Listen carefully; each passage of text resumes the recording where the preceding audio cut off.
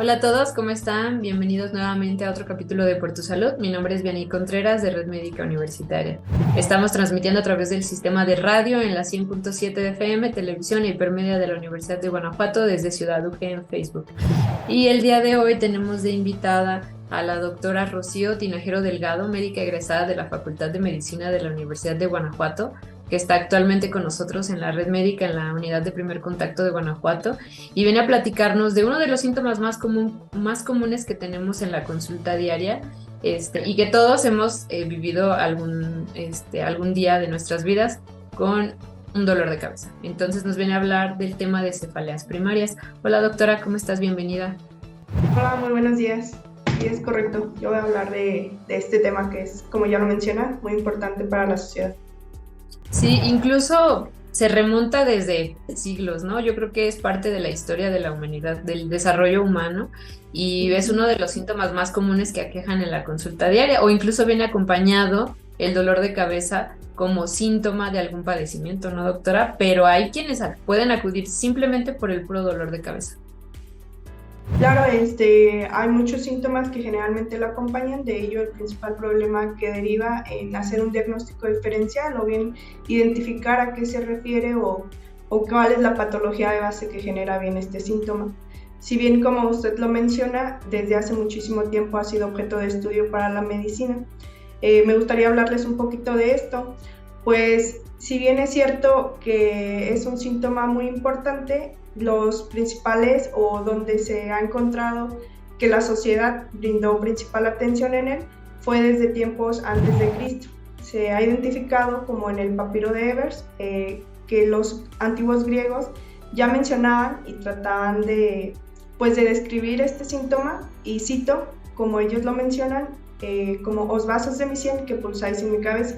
Este es el primer escrito que encontramos en criterios médicos que ya hacían alusión a esto. Pero hay muchísimos autores que después de ellos encontraron o trataron de diferenciarlo. En Turquía, ya en los siglos I y II, encontraban o trataban de hacer las primeras clasificaciones de lo que serían los tipos de cefalea, que es el término médico que utilizamos nosotros con mayor frecuencia. En lo que es también, ¿cómo se llama? Alemania, también identificaron un antiguo médico y también gran científico, clasificó por primera vez las cefaleas en tipo primario y secundario. Un poquito más adelante vamos a hablar de ello. Y posteriormente, ya en 1988, se creó una sociedad entre más de 100 países para tratar de establecer los criterios diagnósticos de los diferentes tipos de cefalea, y es el que actualmente utilizamos nosotros como médicos. Esto es muy interesante, ¿no? Porque imagínate desde cuándo se ha visto los dolores de cabeza, pero yo creo que todavía ahora en la actualidad vemos incluso más cuadros de cefalea en la consulta diaria, ¿no? Y antes a lo mejor era característico de una edad o de un sexo, pero ahora incluso vemos también cuadros de dolor de cabeza ya de todas las edades, ¿no? Sí, no es un síntoma que generalmente aqueje más a una población, si bien sí es más común que se presente entre los 30 a 40 años, no es exclusiva de esta población ni tampoco de un sexo, aunque sí se presenta con mayor frecuencia en pacientes femeninas. Así es, doctora. Y bueno, platícanos por qué primaria, por qué secundaria o cuáles son las más comunes, porque uno como paciente puede llegar y dice, tengo dolor de cabeza, pero no se imagina la clasificación tan grande que es el dolor de cabeza, ¿no? Sí, claro. Pues bien, el tema que hablaremos nosotros el día de hoy es cefalea primaria. Como les mencionaba anteriormente, se hizo esta primera clasificación, que es actualmente la que manejamos todavía los médicos. ¿Por qué primarias y secundarias? Nos referimos a aquella cefalea primaria o dolor de cabeza primario cuando no hay una enfermedad de base que genere este síntoma, es decir, no hay un vértigo, no hay una preeclampsia o cualquier otra enfermedad que estuviera propiciándola. Y bien, una cefalea secundaria es todo lo contrario. Hay una enfermedad que si no se trata, que si no se maneja, pues esta cefalea va a seguir progresando porque es la causa. Okay. Aquí como la importancia del por qué ir a la consulta con el médico, ¿no? Porque no podemos nosotros saber si va a ser secundaria a otra enfermedad o se va a considerar primaria. Y por ejemplo, doctora, en tu consulta diaria más o menos, ¿cómo está de frecuente los cuadros de cefalea o qué has visto más o menos de lo que llega a la consulta diaria? Pues no solo en mi consulta en general, en o hablando de la epidemiología que he tenido en el desarrollo tanto en México como en otros países, lo más común es que se presenten los tipos de cefalea primaria. Hablamos de ellos como dentro de los que caben 3 tipos, que son cefalea tensional, migraña y cefalea en racimos. Un poquito más adelante hablaremos de cada uno de ellos, pero es importante mencionar que la cefalea tensional, que es la que básicamente todos hemos tenido a lo largo de la vida, ocupa entre el 40 al 80% de toda la consulta médica. La migraña un 10% de esta, y por último algo menos común, algo raro, con un 0.1 o hasta un 1%, la cefalea en racimos. Pero no por este caso de que sea con mayor frecuencia se deba menospreciar a los otros tipos que necesitan una investigación más a fondo. Okay. Y doctora, me gustaría a lo mejor que nos platicaras un poco de cómo es el mecanismo del dolor de cabeza, porque bueno, hay muchos tipos de dolor de cabeza, hay pacientes que pueden llegar y te dicen, es que yo solamente siento como una punzada, hay quienes sienten solamente una opresión, pero ¿qué pasa? O sea, me gustaría que quienes nos están escuchando entiendan qué es lo que está sucediendo en nuestro cerebro. Sí, claro. Pues realmente no está del todo claro. Hay muchos estudios que han tratado de identificar cómo es que se desarrolla una cefalea. Sin embargo, son muchas teorías que todavía no están completamente probadas. La que más he aceptado hasta el momento es aquella que trata de identificar como que hay o bien una inflamación o una vasodilatación, es decir, que los vasos que se encuentran o que dan irrigación al cerebro se inflaman, o bien las estructuras que lo cubren, que nosotros llamamos meninges, o los propios nervios que salen de y es lo que genera el dolor, que pues los pacientes es lo que refieren, pero no está completamente aún, ¿cuál es la palabra? Comprobado científicamente, pero es lo más aceptado hasta el momento. Ok, doctora. Y bueno, tú mencionabas varios tipos de cefaleas, la cefalea tensional, que la mencionabas como la más común, pero por ejemplo, ¿cómo podemos diferenciar una y otra? Porque luego muchas veces, se me hace interesante las cifras que mencionas del 40 al 80%, si no me equivoco, porque muchas veces el factor desencadenante aquí tiene un peso bien importante y a lo mejor los pacientes tienen un poco de negativa acerca del que lo pueda causar, ¿no? O cuando va a consulta, como que no les parece tanto este diagnóstico, pero realmente tiene un peso muy, muy grande, ¿no? Me gustaría que nos platicaras un poquito cómo diferenciamos una de otra o qué siente un paciente cuál es la diferencia de los síntomas, por ejemplo, de una cefalea tensional a una migraña, si es la misma. Platícanos un poco, por favor. Sí, claro. Generalmente es lo que nosotros nos sirve, el hecho de interrogar, el hecho de lo que los pacientes nos refieren para poder diferenciar una de otra. Como ya mencionábamos, entre estas 3 más principales, pues lo más común entre cefalea tensional, migraña y la cefalea en racimos va a ser que esta sea la más común, esta primera, la cefalea tensional. También, como lo mencionábamos, la mayoría de los pacientes que se presentan pues van a ser mujeres, tanto en migraña como en una cefalea tensional, a diferencia de lo que es la cefalea en racimos, que se presenta en una relación, incluso lo menciona la literatura, que de 3:1, siendo más común en pacientes varones. También es muy importante cómo los pacientes lo refieren. Una cefalea tensional, que muchos nos vamos a ver identificados, ya los pacientes sí nos dicen que es como una banda que se encuentra en todo su cráneo, en toda su cabeza, y genera una opresión, o bien como si tuvieran un casco que les genera esta misma. Sin embargo, una migraña, que es mucho más intensa, suele presentarse solamente en la mitad del cráneo, puede ser derecha o izquierda, al igual que una cefalea en racimos, pero esta última hay que identificar porque tiene síntomas más severos. Es decir, es Una cefalea que puede llegar incluso a generar un intento suicida en las personas por la severidad que puede tener.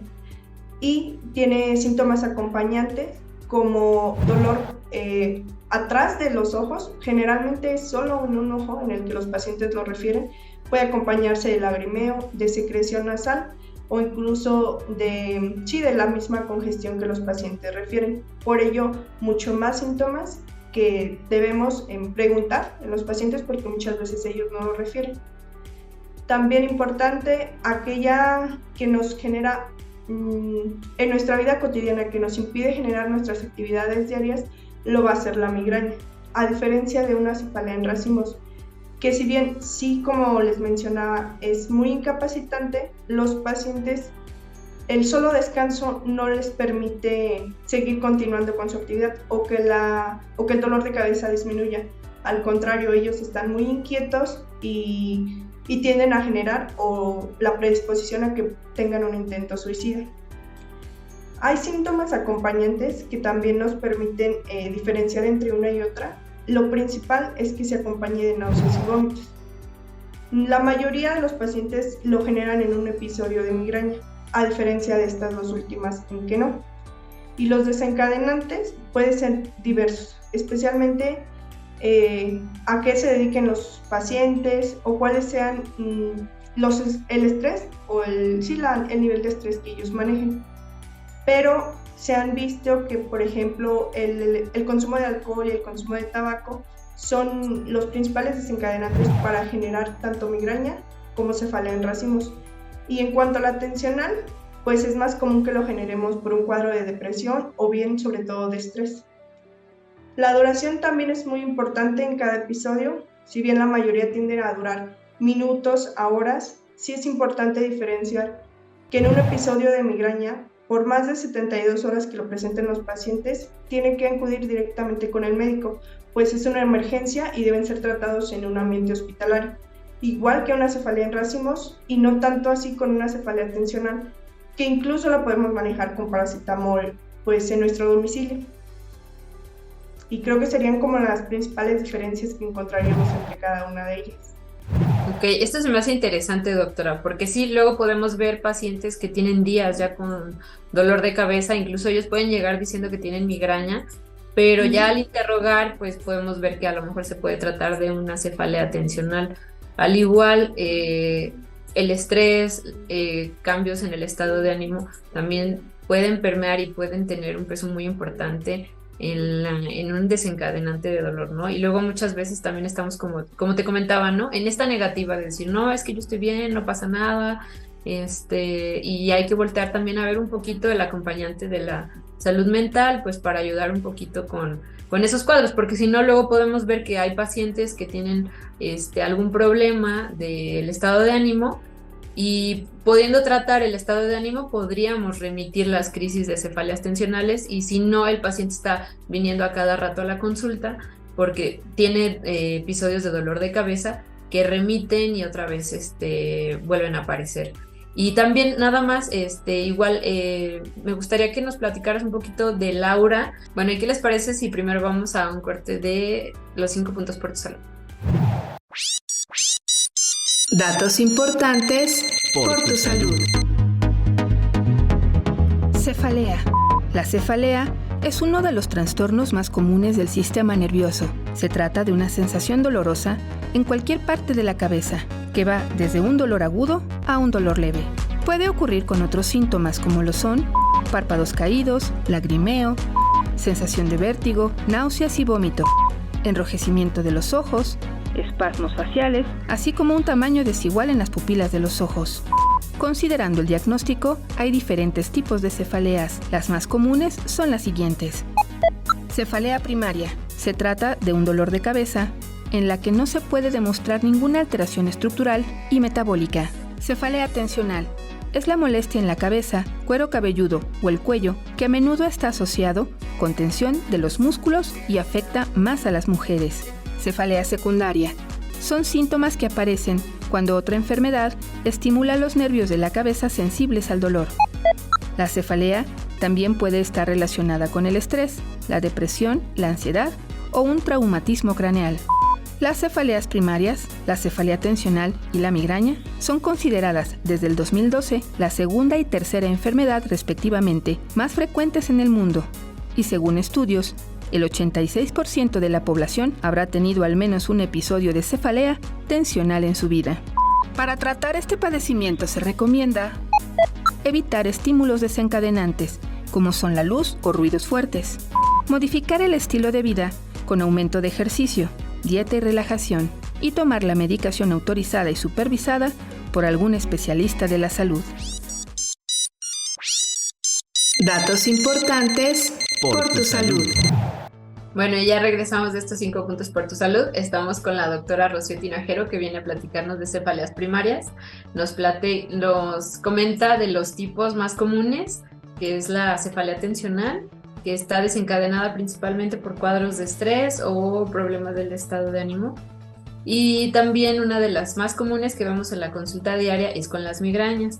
Antes del corte, yo le preguntaba a la doctora el aura, del famoso aura o la famosa aura que comentan muchos pacientes, y que a lo mejor cuando se platican de qué es el aura, otro paciente puede decir, es que a mí no me pasa eso, entonces yo no tengo migraña, pero bueno, entendemos que no todos la pueden tener. Pero ¿cómo ve un paciente que tiene aura, doctora? ¿O qué nos indica el aura en una persona con migraña? Pues es algo muy importante y muy interesante, porque bien también no está completamente establecido qué es lo que lo genera o por qué algunos pacientes con migraña pueden o no tenerlo. Es importante diferenciar que si no lo presenta, no necesariamente no va a tener migraña y va a ser otro tipo. Puede no estar, y de manera también particular estos síntomas, porque son síntomas que se presentan, puede ser previo a que se presente el episodio de migraña o bien a la par que sea este. Los más comunes pues son síntomas neurológicos y van a ser de alteraciones visuales. Entre los más frecuentes están que los pacientes presenten de manera bilateral o bien en un solo ojo manchas en su campo de visión, luces parpadeantes o bien distorsiones entre los colores que se perciben. También puede haber síntomas que son motores, en los que incluyen picaduras o bien adormecimiento de una extremidad, ya sea manos, pies, y también síntomas del habla, que son también bastante comunes, en los que los pacientes no pueden emitirla y pues generalmente preceden a los episodios de migraña. Identificarlos, porque sí hay tratamientos especializados para aquellos pacientes que los tienen y bien para aquellos que no. Entonces, como médicos es importante conocerlos y bien identificar qué tipo presenta cada paciente. Es muy bien, o sea, este es como el aviso de que ahí viene el dolor de cabeza, ¿no? En algunos casos sí, pero puede estar en otros a la par del episodio de migraña. Uh-huh. Muy bien, ¿y por qué la importancia de hacer la clasificación, doctora? ¿Cómo hacemos el diagnóstico? También es muy complicado, incluso para el entorno médico, identificar un tipo de cefalea, o más bien diferenciarlo de los otros tipos. Es muy difícil porque son muchísimos tipos los que existen, y sobre todo los criterios diagnósticos que deben cumplir cada paciente en cuanto a la presentación, en cuanto a la duración y los síntomas principalmente, o la lista de síntomas que deben cumplir cada uno. Para estos 3 que acabamos de mencionar anteriormente, clínicamente, o a lo que nos refieren los pacientes, nos permite hacer rápidamente el diagnóstico. Sin embargo, dentro de toda la evolución que ha tenido el estudio de las cefaleas, se han enfocado principalmente en la migraña, por la frecuencia que tiene y principalmente también por el tratamiento específico que deben de tener estos pacientes. La Sociedad Internacional del Estudio de las Cefaleas ha identificado o nos ha propuesto, tanto para el uso médico como para el personal en general, para la sociedad, un IDIMGRE, que es un cuestionario de 3 preguntas. Nos permite hacerlo en el consultorio o cada paciente, en el que evalúa si los pacientes tienen alteraciones, por ejemplo, de náuseas o vómitos al presentar un episodio de migraña, si la luz o el ruido les molesta y qué tanto impacta en su calidad de vida. Con 2 preguntas afirmativas es altamente seguro que los pacientes presenten, por ejemplo, un episodio de migraña. pero sí es la importancia de acudir al médico para poder diferenciar y dar principalmente el tratamiento que es el adecuado para cada tipo. Ok, muy bien, doctora. Y bueno, ¿podemos hacer estos test nosotros, buscarlos en internet o mejor que vaya con el médico, no? Se pueden hacer la sociedad, sin embargo, muchas veces como podemos pasar síntomas, como ya lo mencionábamos anteriormente, como el aura, desapercibidos y dejar pasar por ello un episodio de migraña. Entonces estar tratándola como una cefalea tensional y que pues no va a haber respuesta al tratamiento. Es importante que mejor acudan, se clasifique de manera correcta y se dé el tratamiento oportuno. Identificar no solo qué tipo de cefalea primaria, sino identificar que esta no sea la causa de una cefalea secundaria, que como ya lo mencionamos, pues es aquella que tiene una enfermedad de base y que no va a necesitar tratamiento para la cefalea, necesita tratamiento para la enfermedad. Ok, entonces esto es muy importante y más porque luego a veces nosotros podemos tener una percepción diferente de varios síntomas, ¿no? O sea, como pacientes ya diferente como el médico.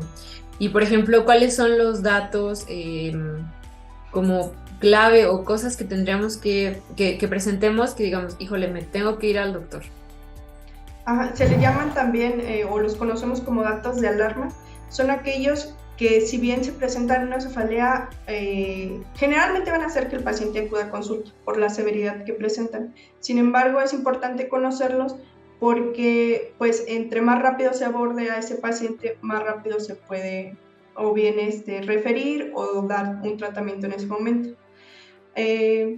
Los más importantes son que una cefalea se acompañe de otros síntomas como lo serían la fiebre, como alteraciones en el estado mental, porque nos hablarían de una infección a nivel, por ejemplo, cerebral.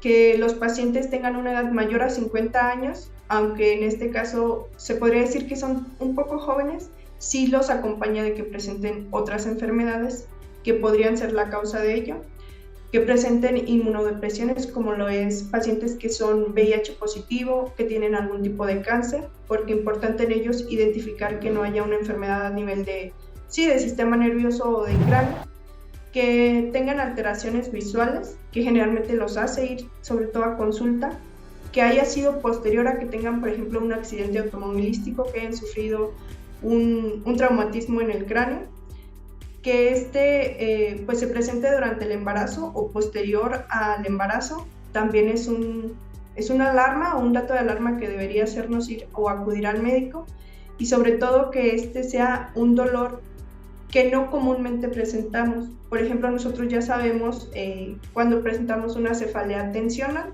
o por nuestra vida diaria, pero si esta tiene una severidad más intensa o es un dolor que no es conforme a nuestro patrón, también es una causa para poder acudir al médico de manera inmediata. Sí. Y también igual, ¿sabes qué? Aquí como, bueno, a lo mejor ya no estás hablando tanto de las cefaleas secundarias, pero por ejemplo en enfermedades acompañantes, digamos, vamos a hablar de un cuadro de hipertensión, o que tengo una enfermedad crónico-degenerativa como lo es diabetes, como lo es hipertensión, uno de los síntomas, o en este caso el dolor de cabeza, nos podría estar también hablando del descontrol de este tipo de patologías, ¿no? Sí, también podría ser la causa. Hay que evaluar especialmente en pacientes con hipertensión que tengan un control, que ya no haya daño a órganos, por ejemplo al ojo, evaluar también fondo de ojo en este tipo de pacientes, porque puede ser un síntoma de que ya hay afectación a nivel de vasos en el cerebro y que puedan estarlo generando. Esa es una urgencia inmediata. Sí, o incluso, por ejemplo, a lo mejor también un cuadro de hipoglucemia, de que el paciente por algún motivo tiene alguna infección o está en algún tratamiento y no está comiendo, y luego tienden de todas maneras ellos a continuar con su medicamento, y hay algunos medicamentos que sí requieren el alimento después de la ingesta del medicamento o con la ingesta, y bueno, pueden estar también teniendo cuadros de hipoglucemia, que también eso podría ser una urgencia. Entonces sí, por eso quise hacer como este pequeño agregado, porque es muy importante que normalmente las personas, o lo ideal, es que si viven con una enfermedad crónico-degenerativa, es que tengan un monitor, ya sea para revisar presión arterial, para revisar glucosa, y siempre con algún síntoma, con mayor razón la cefalea, monitorizar cómo está, ¿no?, el paciente. Sí, estoy de acuerdo. Ok, y doctora, háblanos un poquito del tratamiento, porque aquí vemos mucho, o es muy común la automedicación, o la recomendación de amigo, del vecino, de la comadre. Entonces sí vale mucho la pena como hablar un poco del tratamiento, pero también me gustaría que nos platiques, o sea, porque así como son diferentes tipos de cefaleas, pues también el tratamiento va diferente para cada uno de estos tipos, y a lo mejor que nos platiques un poquito de ellos y ¿cómo se llama? También un poco de la automedicación. Sí, como ya lo mencionaba, pues dependiendo del tipo de cefalea, pues es que se da un tratamiento específico. Sin embargo, sí hay recomendaciones que son generales para prevenir o bien para reducir la frecuencia de que aparezcan estos episodios. En la mayoría de los pacientes lo que recomendamos es que eviten o disminuyan el desencadenante que crean ellos o que vean asociado a que generen un episodio de dolor de cabeza. Por ejemplo, en migraña es común que la exposición a luz, a ruidos muy fuertes e incluso la actividad física pueda desencadenarlo, o cierta actividad física. Por eso en ellos se recomienda de manera ideal suspender o minimizar este tipo de exposiciones que tienen. El estrés en cefalea tensional, pues idealmente tratar de con terapia reducirlo o bien maneras de manejar. Y como tratamiento farmacológico, para la mayoría de ellos de primera línea, o en lo que nosotros tratamos de evaluar, es iniciar con paracetamol y un tipo de medicamentos que se llaman AINES, en los que encontramos o los vamos a ver identificados en como nuestras boticas, o que son muy comerciales, el naproxeno, el ibuprofeno. Son fármacos que son de primera línea para la mayoría de estas cefaleas primarias, pero ya de manera más específica, por ejemplo, para episodios de migraña, se recetan otro tipo de fármacos, que serían los triptanos, ergotamina. Y importante también en este tipo de pacientes es sí acudir al médico, porque como ya lo mencionaba, la automedicación en los pacientes es muy común y es una de las causas que puede estar generando o desencadenando los mismos episodios de cefalea y que ellos no presenten mejoría. Se menciona que alrededor de más de 15 días que los pacientes tengan un consumo recurrente de este tipo de medicamentos, especialmente de AINES, les puede desencadenar, e incluso que tengan una mala respuesta a los fármacos que se estén dando. También, pues de manera ideal acudir al médico, porque no sabemos qué interacciones entre ellos o qué medicamentos podamos combinar cuando ya se tienen enfermedades de base, sean pacientes diabéticos, sean pacientes hipertensos, sobre todo en pacientes embarazadas, en los que en ellas están muchos medicamentos contraindicados. Entonces, no tomar tan a la ligera una cefalea y tomar paracetamol, tomar ibuprofeno o tomar algún otro tipo de medicamento que ya conozcamos o que, como usted lo menciona, pues sea recomendado, porque no tienen la seguridad ni tampoco se sabe qué tan seguro sea en cada tipo de paciente. Así es, doctora. Esto es muy importante que mencionas, igual con lo de las embarazadas, porque sí hay muchos medicamentos que están contraindicados dependiendo del trimestre, ¿no?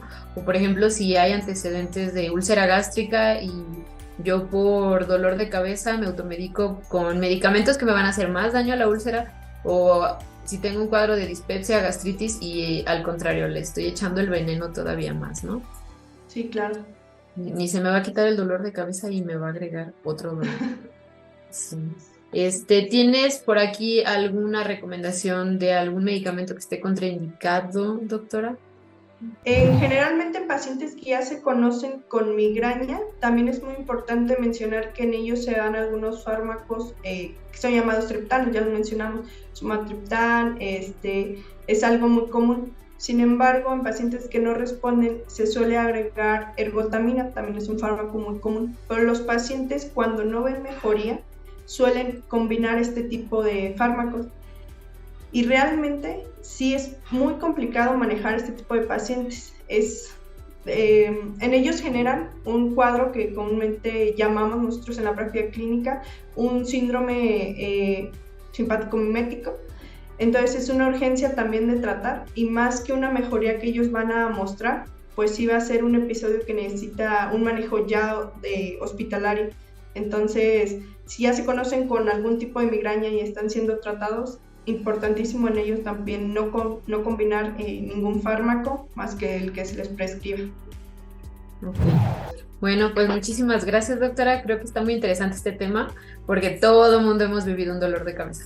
Entonces, bueno, agradecemos mucho. Dejamos aquí tus datos. Tu correo es r.tinajerodelgado@ugto.mx, y quien no puede venir a la unidad de primer contacto de Guanajuato a buscar a la doctora Rocío. Muchas gracias, doctora. No, Astrid, muchísimas gracias. No, de que, bueno, pues estuvimos con la doctora Rocío Tinajero Delgado, médica egresada de la Facultad de Medicina de la Universidad de Guanajuato, y también agradecemos su atención en la emisión de este programa Por Tu Salud. Los invitamos a ver la programación del sistema de radio en la 100.7 de FM, televisión e hipermedia de la Universidad de Guanajuato en Ciudad UG en Facebook. Y bueno, mi nombre es Vianey Contreras de Red Médica Universitaria y nos vemos a la próxima. Muchas gracias.